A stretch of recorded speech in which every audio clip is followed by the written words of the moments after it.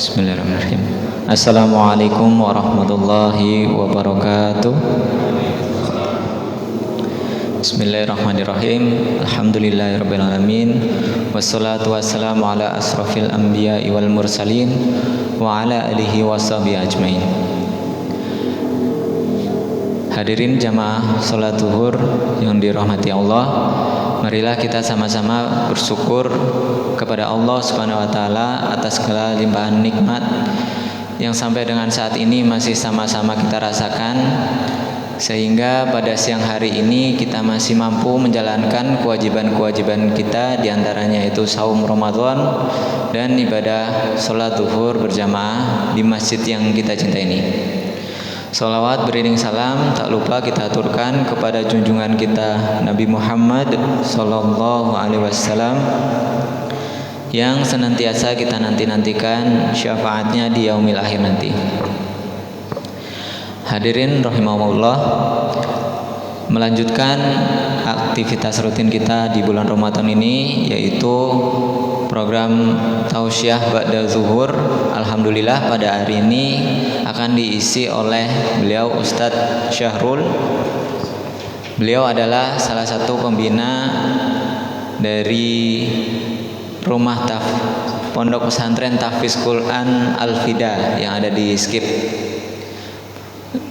Mohon kepada Ustadz nanti untuk menyampaikan materinya, semoga bisa menjadi bekal kita semua untuk menjalani ibadah khususnya di bulan Ramadan dan umumnya di bulan-bulan berikutnya.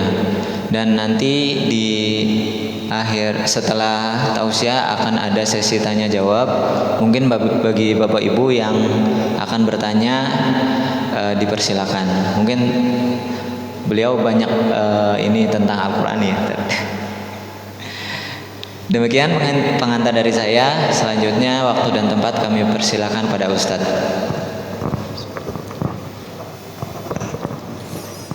Bismillahirrahmanirrahim. Assalamualaikum warahmatullahi wabarakatuh. Alhamdulillahi rabbil alamin, wa bihi nasta'in ala umurid dunya waddin.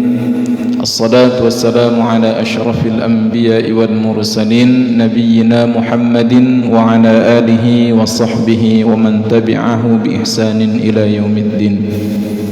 Faya ikhwati wa akhawati al-ahibba, usikum wa nafsi bitaqwallahi faqad fazal muttaqun.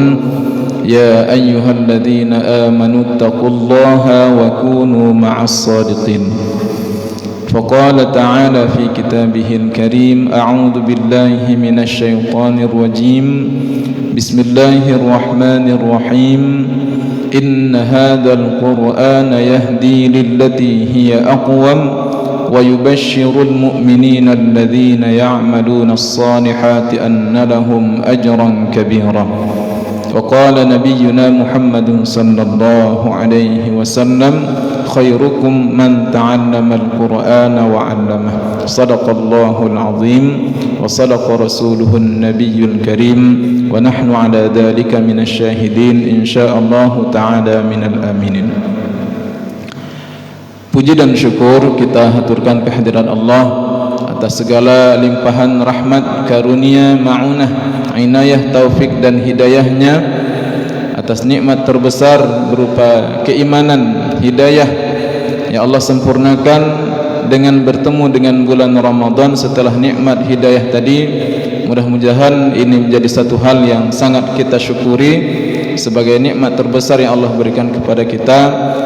Nikmat ini hendaknya dan kita berharap Allah jaga terus terpatri di sanubari kita sampai akhir hayat kita nantinya. Amin ya rabbal alamin. Salawat dan salam kita sanjungkan keharibaan Nabi kita Nabi Muhammad sallallahu alaihi wasallam, suri tauladan kita dalam segala aspek kehidupan.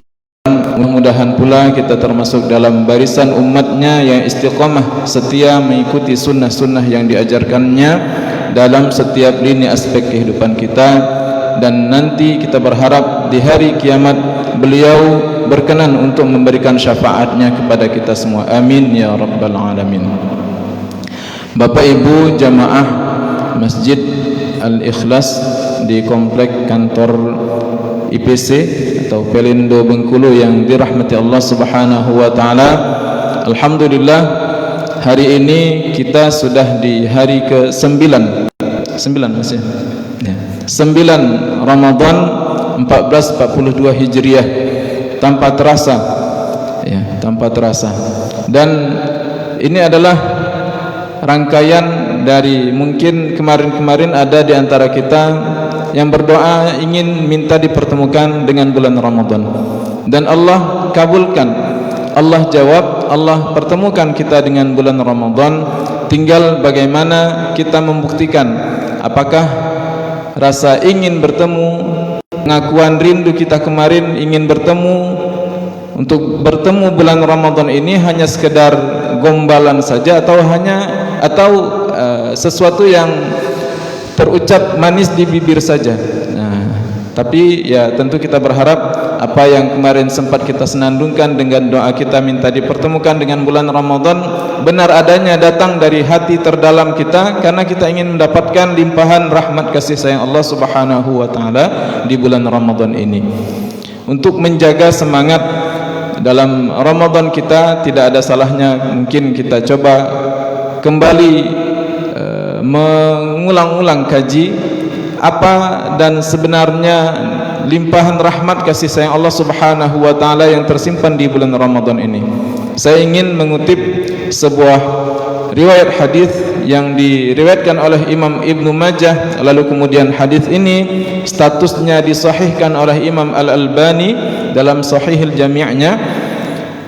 Dalam redaksi hadis yang cukup panjang, suatu ketika seorang sahabat Rasulullah sallallahu alaihi wasallam yang bernama Thalhah bin Ubaidillah, beliau bermimpi. Di dalam mimpinya beliau menyaksikan ada dua orang sahabat yang sudah lebih dahulu dipanggil Allah Subhanahu wa taala, dan dia lihat dalam mimpinya dua sahabat tadi. Hanya saja yang menjadi perbedaannya dari dua sahabat yang beliau saksikan dalam mimpinya, yang satunya lebih dahulu meninggal beberapa waktu sebelumnya dan beliau syahid tewas di jalan Allah Subhanahu wa taala.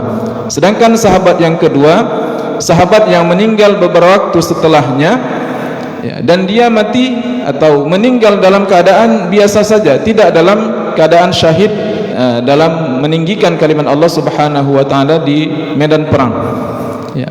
Namun yang mengherankan bagi sahabat Thalhah ini, dalam mimpinya dia dihadapkan dalam satu kondisi seakan-akan dia berada di pintu gerbang surga, dan tiba-tiba dari dalam surga tadi keluar malaikat penjaga surga.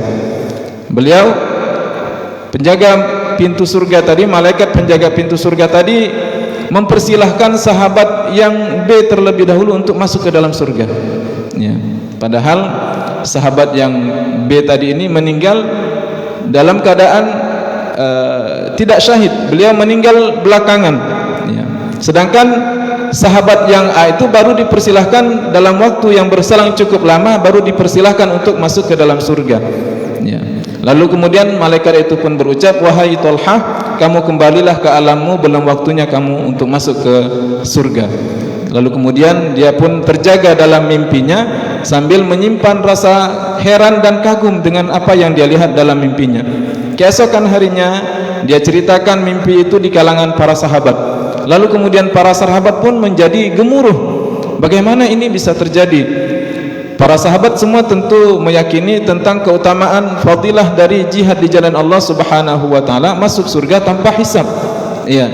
Namun dari mimpi ini mereka mendapatkan satu informasi, ternyata yang terjadi adalah sahabat B yang meninggal dalam keadaan biasa saja yang lebih dahulu dipersilahkan masuk ke dalam surga. Kira-kira apa keutamaannya, apa keistimewaannya sahabat B ini? Hingga kemudian hal itu menjadi gempar di kota Madinah ketika itu. Lalu kemudian berita ini pun sampai kepada Rasulullah sallallahu alaihi wasallam. Setelah diceritakan kronologi atau apa yang dilihat oleh sahabat Thalhah dalam mimpinya, maka Rasulullah sallallahu alaihi wasallam pun menjawab, mengapa kalian bisa menjadi heran ya? Mengapa kalian bisa menjadi heran dengan apa yang menjadi ketentuan Allah Subhanahu wa taala? Ya. Bisa jadi yang membuat penyebab dari sahabat B itu yang meninggal dalam keadaan biasa saja itu lebih dahulu mendapatkan kemuliaan, dipersilahkan masuk ke dalam surga dibandingkan sahabat yang A, sedangkan dia syahid di jalan Allah Subhanahu wa taala, karena Allah Subhanahu wa taala telah memberikan umur lebih panjang kepada sahabat A, ya, dibanding dengan sahabat B, dan dia memanfaatkan umur yang Allah berikan yang panjang itu dengan ibadah kepada Allah Subhanahu wa taala yang maksimal, dan dia pun bertemu dengan Ramadan lebih banyak dibanding sahabat A. Ini satu riwayat hadis yang diriwayatkan oleh Imam Ibnu Majah dari sahabat Talhah yang menjadi penyebab mengapa sahabat B yang meninggal dalam keadaan biasa saja ternyata dia lebih mendapatkan kehormatan lebih dulu dibanding sahabat A, karena Allah panjangkan umurnya, dan pada waktu umur yang panjang itu dia juga bertemu dengan bulan Ramadan, dan Ramadan yang dia dapati dia isi dengan ibadah yang maksimal kepada Allah Subhanahu wa taala. Maka tentu menjadi satu hal yang menjadi pengingat dan motivasi bagi kita bersama, momentum pertemuan dengan bulan Ramadan yang hari ini kita sudah di hari ke-9, hendaknya tetap kita jaga semangat itu sejak kemarin dari awal alhamdulillah sampai hari ini. Mudah-mudahan Ramadan yang kesempatannya ini hanya dalam hitungan waktu tertentu. Dalam ayat 184 surah Al-Baqarah Allah nyatakan ayyaman ma'dudat, hanya dalam hitungan waktu tertentu, tidak sepanjang tahun, ya. Yang menjadi tugas kita adalah sebagaimana dalam perintah berikutnya ayat 185 surah Al-Baqarah itu, walitukmilul iddata walitukabbirullah. Tugas kita adalah Allah perintahkan kita untuk menyempurnakan bilangan pertemuan dengan bulan Ramadan ini. Kita sempurnakan bilangan dari waktu yang Allah wajibkan kita untuk berpuasa 1 bulan penuh. Begitupun amalan-amalan wajib, salat fardu, dan amalan-amalan pendukung utama yang Allah Subhanahu wa taala berikan kesempatan bagi kita di bulan Ramadan ini, seperti yang dianjurkan dan dicontohkan oleh Rasulullah sallallahu alaihi wasallam. Apakah dengan memperbanyak sedekahnya, tilawah Al-Qur'annya, dan amalan-amalan lainnya, kita terus bisa menjaganya sampai akhir Ramadan nanti, yang dengannya kita berharap Allah ampuni dosa-dosa kita, Allah jadikan kita kembali menjadi hamba yang kepada fitrahnya, seperti hamba-hamba yang baru saja terlahir ke dunia karena dosa-dosanya diampuni Allah Subhanahu wa taala. Inilah janji Rasulullah sallallahu alaihi wasallam, man shama ramadhana imanan wa ihtisaban ghufira lahu ma taqaddama min dhanbihi. Di riwayat yang lain, man qama ramadhana imanan wa ihtisaban ghufira lahu ma taqaddama min dhanbihi. Puasanya kita, qiyamul lail yang kita dirikan di bulan Ramadan ini karena keimanan kepada Allah Subhanahu wa taala dan mengharapkan pahala darinya, mudah-mudahan Allah ampuni dosa-dosa kita. Bapak Ibu jamaah yang dirahmati Allah Subhanahu wa taala, kemudian bulan Ramadan di antara penamaannya yang paling masyhur selain dari Syahrus Siyam, bulannya berpuasa, Ramadan juga disebut dengan Syahrul Quran. Syahrul Quran yaitu bulannya Al-Quran. Mengapa? Karena Allah Subhanahu wa taala sendiri menyebutkan dalam lanjutan ayat yang membahas tentang permasalahan puasa, di mana ayat puasa di dalam Al-Quran itu bisa dikatakan hanya terkonsentrasi di 5 ayat secara berurut dari ayat 183 sampai 187 surah Al-Baqarah. Tepatnya di ayat 185 Allah Subhanahu wa taala berfirman, Syahrul Ramadan alladzi unzila fihi al-Quran hudan lin-nasi wa bayyinatin minal huda wal furqan.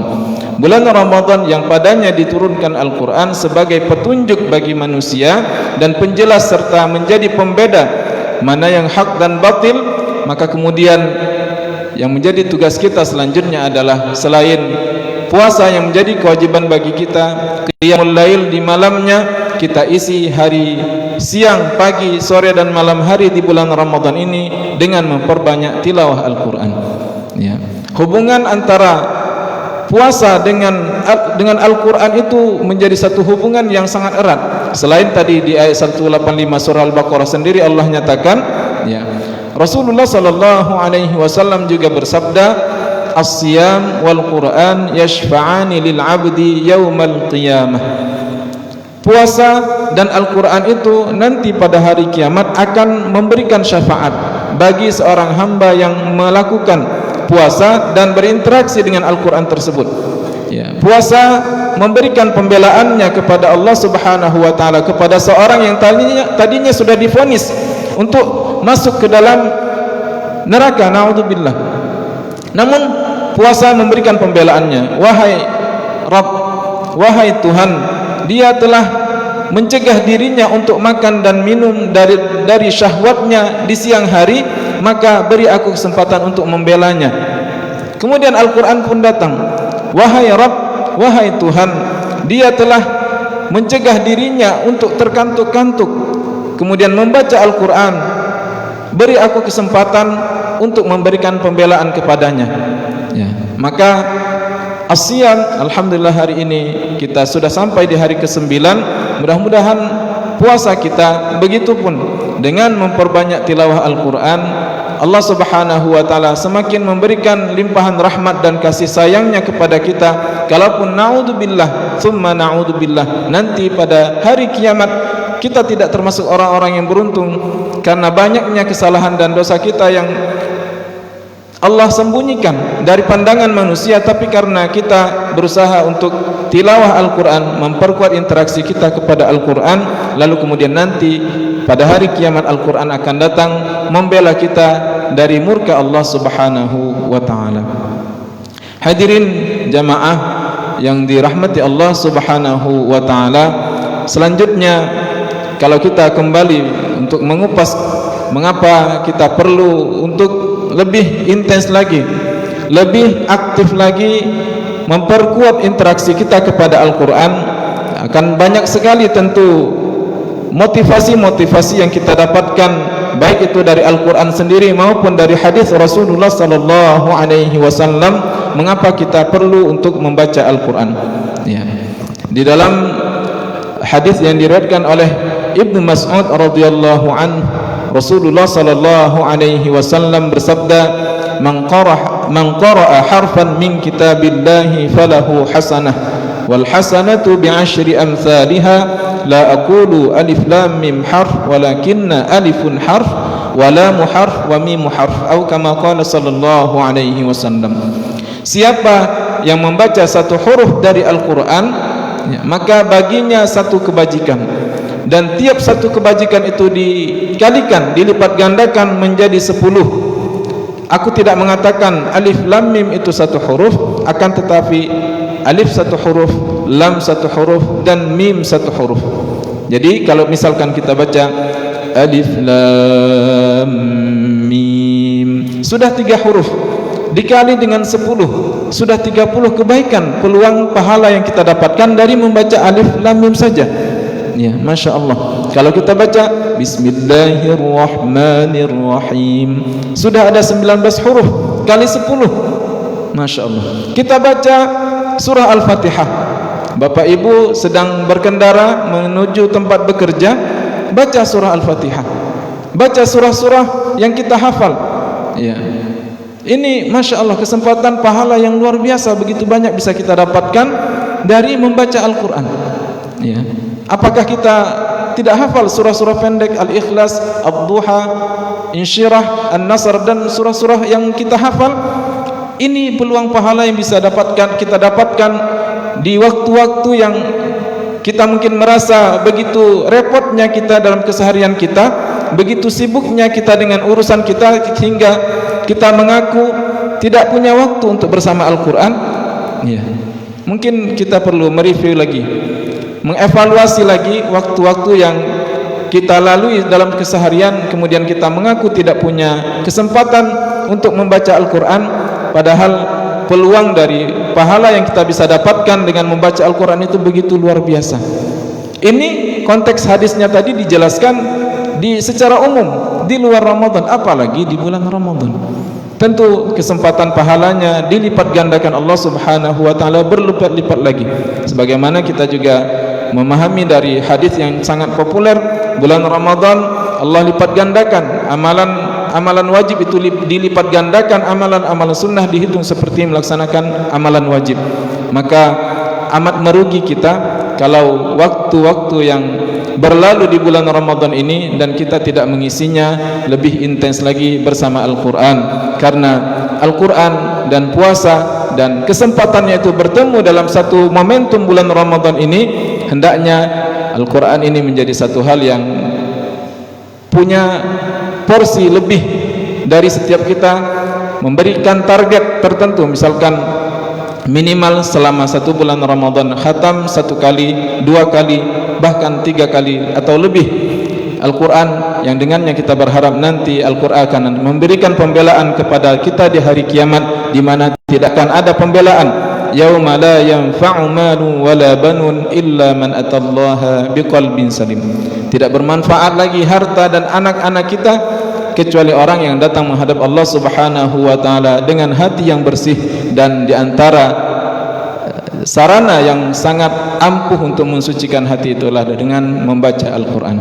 Mudah-mudahan bermanfaat bagi kita semua tazkirah yang singkat ini. Aqulu qawli hadza fa astaghfirullah li wa lakum wal 'afu minkum. Jika ada yang kurang berkenan mohon dimaafkan. Billahi taufiq wal hidayah. Wassalamu alaikum warahmatullahi wabarakatuh.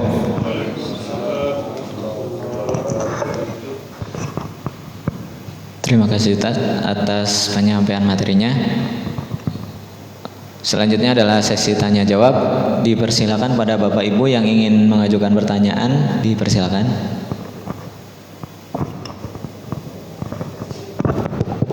Assalamualaikum warahmatullahi wabarakatuh. Agak melenceng dikit nih Pak Ustaz dari pembahasan. Ini dari fakta kita saya sehari-hari terutama. Ini kan katanya gini Pak Ustaz, kalau kita emosi kita berwudu atau istighfar atau dari berdiri kita duduk ya. Tapi di kenyataan nih Pak Ustaz, fakta saya sendiri nih, kok nggak bisa ya, tetap aja emosi.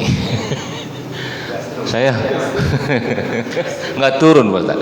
Apalagi kadang-kadang yang suka kita kesesalkan, udah menjelang beduk maghrib tuh Pak Ustaz. Mungkin apa gara-gara lapar itu gimana nggak tahu kita.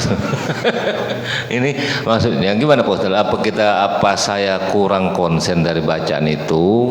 Apa saya wudunya belum benar? Apa gimana Pak Ustaz cara jalan keluarnya? Ini posisi pengalaman pribadi Pak Ustaz. Mohon arahan. Makasih Pak Ustaz.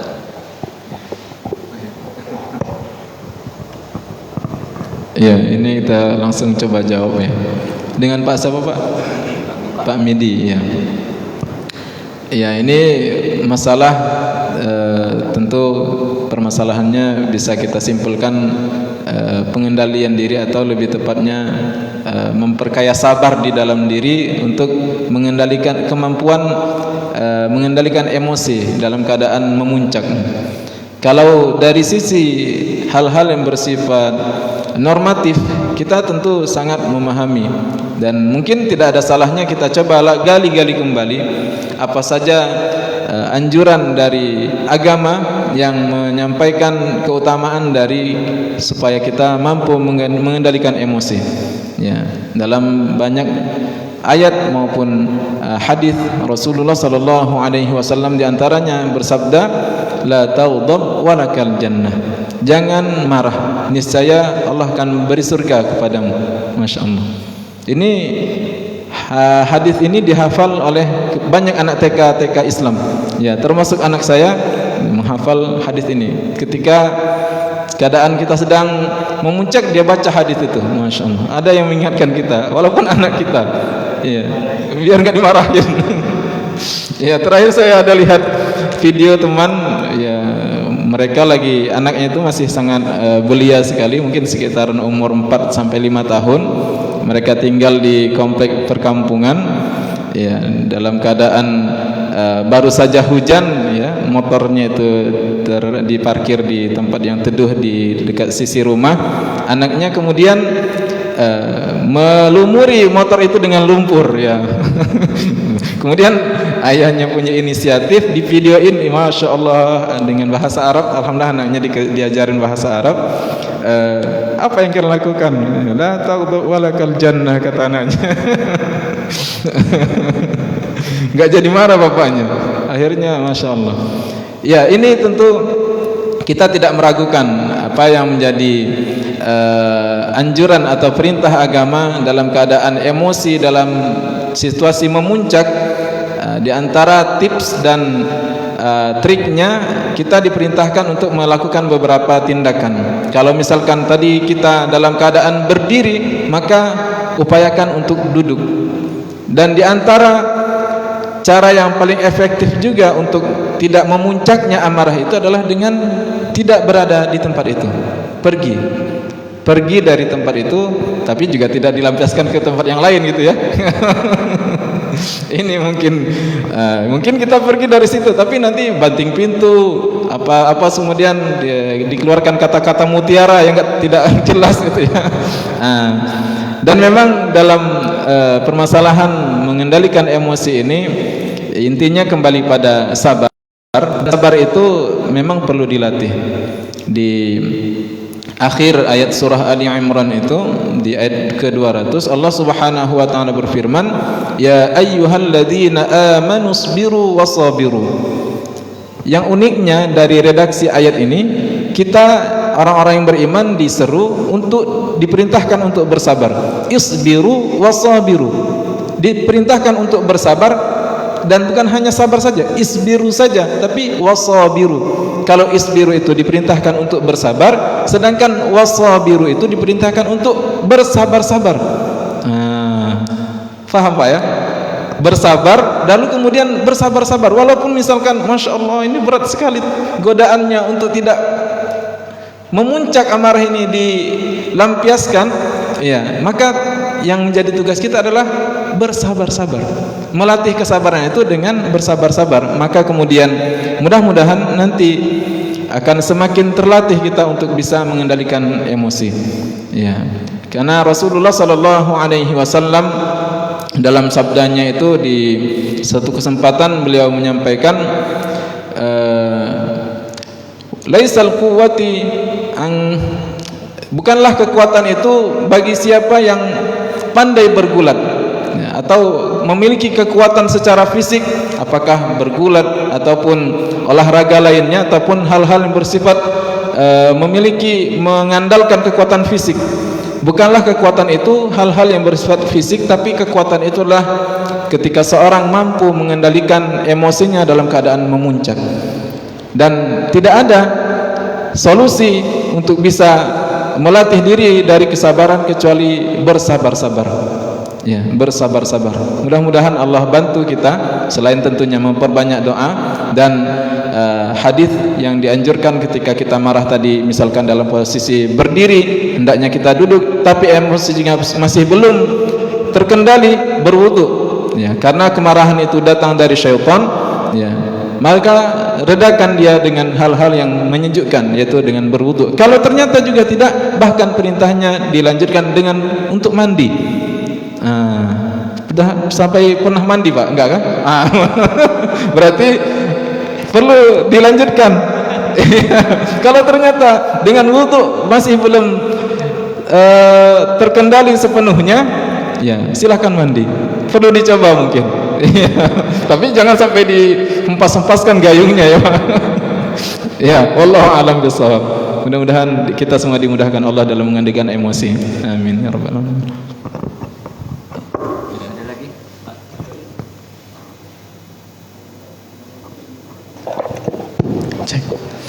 Assalamualaikum warahmatullahi wabarakatuh. Nama saya Gunawan Pak Ustadz. Saya dari kantor perhubungan. Misalkan kita mungkin masih ada hubungannya dengan membaca Al-Quran yang disampaikan tadi Pak Ustadz. Misalkan kita sedang sholat berjamaah, kemudian di masjid tertentu atau di surah tertentu kita mendapati imam yang secara makhrijul hurufnya, tajwid bacaannya yang kurang tepat, terutama dalam surat-surat yang penting, misalkan Al-Fatihah, misalkan Alhamdulillahirabbil alamin, Ain kadang menjadi a, alif. Zal kadang menjadi zal gitu. Nah, dalam kasus ini apa yang harus kita lakukan, Pak Ustaz? Apa kita harus meninggalkannya atau kita memberikan pembenaran atau sebagainya? Karena misalkan saya masih muda, saya juga masih dalam tahap belajar, tapi ingin menyampaikan pun menegur, takut dikira menggurui, seperti itu. Terima kasih. Wassalamualaikum warahmatullahi wabarakatuh. Assalamualaikum. Ya, ini pertanyaan yang tidak jarang diajukan dalam banyak kasus yang terjadi di masjid-masjid yang ternyata dalam penunjukan imam oleh para pengurus di banyak masjid kita itu kadang apakah karena memang faktor SDM-nya, keterbatasan SDM-nya, atau mungkin dalam penentuannya itu kurang selektif ya. Dan memang ya ini banyak fakta yang terjadi di lapangan ya, terjadi hal-hal semacam ini, terutama untuk hal-hal yang bersifat wajib, bahkan dia menjadi rukun dalam salat. Karena membaca surah Al-Fatihah dia menjadi rukun dalam salat. Rukun ini kalau dia tidak terpenuhi atau terlaksana tapi unsur-unsur kesempurnaannya itu tidak tepat atau tidak sempurna dalam pelaksanaannya, maka menjadi berkurang nilainya. Apakah kurangnya itu kurang sekali atau kurang yang masih mungkin bisa ditolerir. Tapi kalau misalkan contohnya tadi terjadi perubahan pelafalan huruf sebagaimana seharusnya, huruf hamzah, huruf ain dibaca jadi hamzah, huruf dzal dibaca jadi zai, dan seterusnya, ini akan menggeser makna dari yang sebenarnya. Misalkan tadi dicontohkan alhamdulillahi rabbil alamin. Rabbil alamin baca rabbil alamin. Rabbil alamin berarti Tuhan semesta alam. Kalau rabbil alamin Tuhan yang memberikan rasa sakit. Nah, ini kan jauh sekali.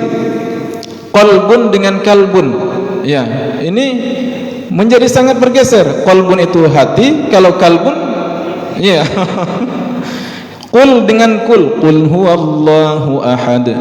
Baca kul terbaca jadi kul. Kalau kul artinya katakanlah, kalau kul artinya makanlah. Nah, ini tentu sangat berbahaya bahkan ya, apalagi kalau ternyata itu dilakukan dengan sengaja, naudzubillah. Dan contoh tadi surah Al-Fatihah, kalau ternyata kita dapati imamnya tidak sempurnanya ini dalam artian sangat jauh melenceng dari apa yang sebenarnya, lalu kemudian karena keterbatasan ilmu kita dan kita juga masih belajar ya, dan menjadi penting bagi kita untuk memberikan satu pencerahan, karena sikap kita dalam melihat sebuah hal yang tidak benar itu tentu seperti yang diajarkan oleh Rasulullah sallallahu alaihi wasallam, man ra'a minkum munkaran falyughayyirhu biyadihi fa illam yastati' fa bi lisanihi fa illam yastati' fa bi qalbihi. Ya, siapa yang melihat satu kemungkaran hendaklah dia mengubahnya. Kalau dia mampu silahkan dengan tangannya. Kalau ternyata tangannya tidak mampu, dengan ucapannya. Kalau ternyata juga tidak mampu, dengan pengingkaran dari dalam hatinya. Ya, misalkan kita punya otoritas, kita sebagian dari takmir masjid misalkan, ya kita mungkin boleh mengganti imam yang lebih baik, tentunya dengan musyawarah supaya tidak menghadirkan hiruk pikuk dan membuat perpecahan di antara jamaah ya. Kalau kita punya kemampuan, mungkin tidak ada salahnya di tempat yang tersembunyi, tentunya tidak di hadapan orang lain, kita ajak bicara dengan baik-baik sang imam. Mudah-mudahan Allah kasih pencerahan dan dia kemudian mau belajar memperbaiki diri. Kalau kita punya merasa punya kemampuan ya, dan kita memang ditugaskan, diperintahkan untuk dalam hadis itu dikatakan balighu anni walau ayah.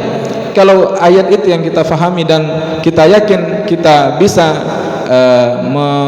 memperbaiki dari apa yang tidak benar itu, maka itu sudah menjadi tugas kita, tapi tentu dengan cara yang bijaksana.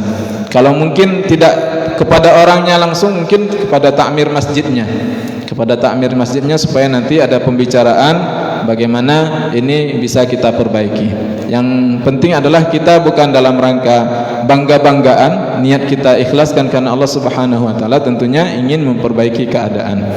Kalau ternyata sudah pernah kita sampaikan namun juga masih tidak ada perubahan, ya kita ingkari dari dalam hati kita. Nah, sembari mungkin kalau memang ada masjid yang lain, tempat yang lebih baik kondisinya, kita tidak ada salahnya beralih ke masjid yang lain setelah tadinya proses-proses itu kita lalui. Wallahu a'lam bishawab.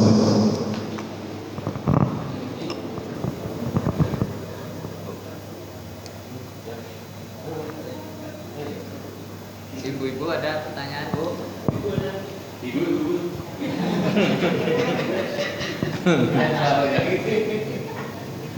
Kira khusyuk nian gitu kan.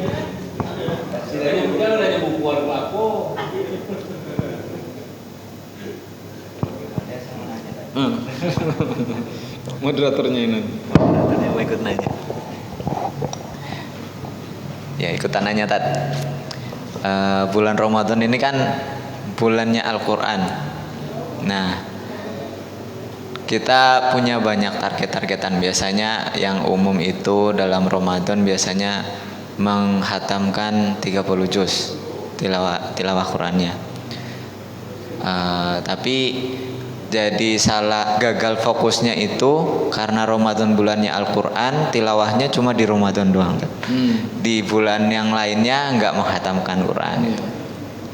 Pertanyaannya bagaimana memupuk kedisiplinan kita biar di luar Ramadan kita juga tetap harus interaksi dengan Quran, nggak hanya di Ramadan doang. Itu yang pertama. Yang kedua, di bulan Ramadan ini selain tilawah kan baik juga kita untuk tadabbur Quran dan menghafal juga. Kira-kira mana yang perlu untuk kita utamakan, antara menghatamkan 30 juznya, menambah hafalannya, atau menambah tadabburnya, Itu, Ya, ini pertanyaannya banyak dan berat. Pertanyaan pertama tentang tentang adanya semacam fenomena kita ini seperti pedagang musiman gitu ya. Ya, hanya bersemangat bertilawah Al-Quran itu di bulan Ramadan saja. Ini tentu adalah sikap yang tidak benar ya. Karena dalam satu ungkapan itu disebutkan kun rabbaniyan wala takun ramadhaniyan. Jadilah hamba Allah, hamba yang rabbani dalam setiap keseharian waktunya, sepanjang hayat kehidupannya itu apa yang dia lakukan itu merupakan sentuhan dan sesuai dengan bimbingan dari Allah Subhanahu wa taala. Wala takun ramadhaniyan, bukan menjadi orang-orang yang hanya beribadah di bulan Ramadan saja. Maaf, mungkin ada yang alhamdulillah ketika bulan Ramadan puasanya sempurna 30 hari atau 29 satu bulan penuh, tapi alhamdulillah juga salat 5 waktunya selama bulan Ramadan juga penuh. Tapi di luar bulan Ramadan salatnya bolong-bolong. Ya, kalau yang sunnah-sunnahnya mungkin itu sifatnya anjuran saja. Begitupun dengan Al-Quran. Al-Quran itu dalam porsinya yang ideal ya, bagi seorang muslim ya, dalam posisinya yang ideal ya, ini setidaknya kita bisa menghatamkan 1 kali 1 bulan. Kalau ternyata baru mampu kita laksanakan di bulan Ramadan ini 1 kali hatam, artinya setiap hari kita upayakan dapat 1 juz, interaksi kita cukup intens di bulan Ramadan ini, dan Ramadan berakhir minimal kita dapat 1 khatam ya. Ini untuk ukuran minimalnya di bulan Ramadan. Dan di luar bulan Ramadan ini tidak kita lakukan. Ini yang perlu kita evaluasi kembali diri kita. Apakah kita hanya menyembah Allah Subhanahu wa taala di bulan Ramadan saja, apakah Allah itu tidak ada lagi di luar bulan Ramadan? Ya. Makanya kemudian dalam satu ungkapan itu seorang ulama berkata, ya, "Man kana ya'budu Ramadan fa'lam annahu sayafut. Walakin man ya'budullaha fa'lam annallaha hayyun la yamut." Ya. Siapa yang menyembah Ramadan, ketahuilah sesungguhnya Ramadan itu adalah sesuatu yang akan berlalu.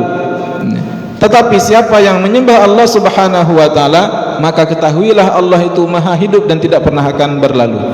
Ya. Maka tugas kita adalah menjaga keistiqomahan apa-apa yang Allah Subhanahu wa taala wajibkan kepada kita, itu yang paling utama. Kemudian di antara tugas kita adalah membaca buku pedoman dalam menjalani kehidupan kita, yaitu Al-Qur'an. Maka Al-Qur'an ini menjadi satu hal yang harus terus kita miliki. Ada porsi yang kita sediakan dalam setiap hari yang berlalu. Tidak ada waktu, tidak ada hari yang berlalu kecuali Al-Quran mendapatkan porsinya di setiap hari yang kita lalui.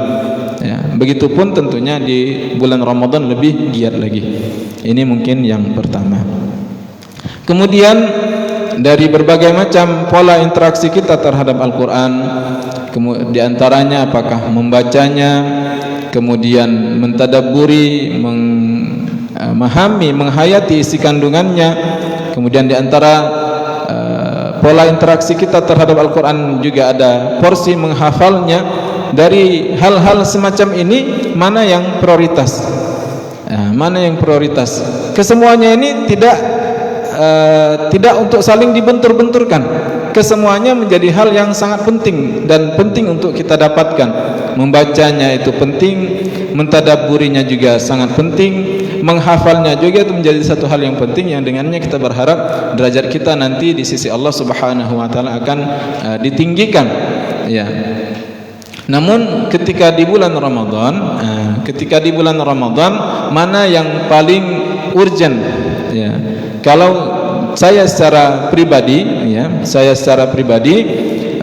melihat bahwasanya memperbanyak tilawah Al-Quran itu adalah hal yang lebih diutamakan dibanding memperbanyak tadabbur ataupun menghafal. Ya. Karena dalam satu riwayat itu dikatakan, contohnya seperti Imam Malik itu di hari-hari normal, di hari-hari biasa, beliau punya satu majelis ilmu dengan mengkaji hadis dengan kitab Al-Muwatta'nya. Namun ketika masuk bulan Ramadan, beliau meninggalkan majelis hadisnya, lalu kemudian beliau fokus kepada Al-Quran, fokus memperbanyak tilawah Al-Quran. Contoh lainnya Imam Syafi'i di dalam kesehariannya satu hari biasa menghatamkan Al-Quran. Bayangkan Bapak Ibu, Imam Syafi'i dalam kesehariannya itu biasa menghatamkan Al-Quran sehari semalam. Dan di bulan Ramadan beliau menghatamkan 2 kali Al-Quran sehari semalam.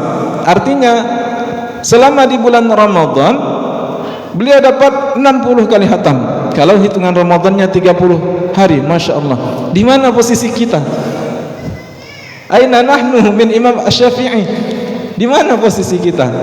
Dan dengan pola contoh yang telah dibuat oleh Imam Syafi'i tadi, telah dicontohkan oleh Imam Syafi'i tadi, membaca dengan tempo sedemikian rupa, bisa khatam 2 kali, tentu untuk porsi tadabburnya tidak terlalu banyak, walaupun tentu ayat-ayat yang dia baca sendiri beliau faham begitu ya, dan kesempatan untuk lebih menghayatinya tidak di situ tempatnya.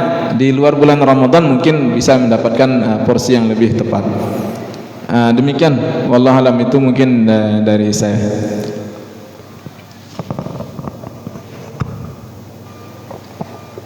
Baik, masih ada waktu, masih ada pertanyaan lagi? Dipersilakan. Pas.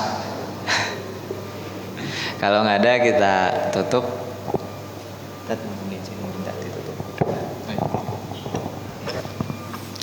Baik Bapak Ibu, mari kita sudahi kita akhiri pertemuan ini dengan sama-sama berdoa meminta segala kebaikan kepada Allah Subhanahu wa taala, khususnya Allah jaga semangat kita di bulan Ramadan ini, begitupun berikut di bulan-bulan berikutnya, agar keistiqomahan kita untuk menunaikan apa yang Allah Subhanahu wa taala perintahkan dan apa-apa yang Allah larang itu dapat kita jauhi, kita dimudahkan Allah Subhanahu wa taala. Amin ya rabbal alamin. Ala hadhihi niyyah wa kulli niyatin salihah. Al-Fatihah.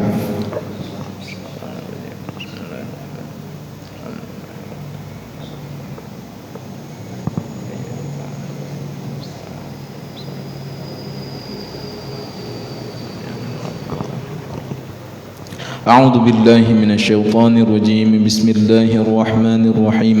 الحمد لله رب العالمين حمدا يوافي نعمه ويكافئ مزيده. يا ربنا لك الحمد كما ينبغي لجلالك الكريم وعظيم سلطانك. اللهم صل وسلم على سيدنا محمد وعلى آله وصحبه وبارك وسلم. اللهم لا إله إلا أنت الأحد الصمد الذي لم يلد ولم يولد ولم يكن له كفوا أحد. اللهم لا إله إلا أنت سبحانك إنا كنا من الظالمين. اللهم اغفر لنا ذنوبنا ولوالدينا وارحمهم كما ربونا صغارا، ولجميع المؤمنين والمؤمنات والمسلمين والمسلمات الأحياء منهم والأموات برحمتك يا أرحم الراحمين. اللهم أحسن عاقبتنا في الأمور كلها وأجرنا من خزي الدنيا وعذاب الآخرة. اللهم جملنا بالعافية والسلامة وحققنا بالتقوى والاستقامة. ربنا هب لنا من أزواجنا وذرياتنا قرة أعين واجعلنا للمتقين إماما. اللهم سلمنا لرمضان وسلم رمضان لنا وتسلمه منا متقبلا. ربنا آتنا في الدنيا حسنة وفي الآخرة حسنة وقنا عذاب النار. صلى الله على سيدنا محمد وعلى آله وصحبه أجمعين. سبحانك رب العزة عما يصفون وسلام على المرسلين والحمد لله رب العالمين. Alhamdulillah, terima kasih kepada Ustadz atas penyampaian tausiahnya, dan juga terima kasih kepada jamaah sekalian yang masih istiqomah dalam mengikuti tausiah ba'da zuhur kita. Semoga Allah menjaga keistiqomahan kita dan memberikan keutamaan-keutamaan majelis ilmu kepada kita. Saya sebagai pembawa acara mohon maaf atas segala kekurangan. Billahi taufiq wal hidayah. Wassalamualaikum warahmatullahi wabarakatuh.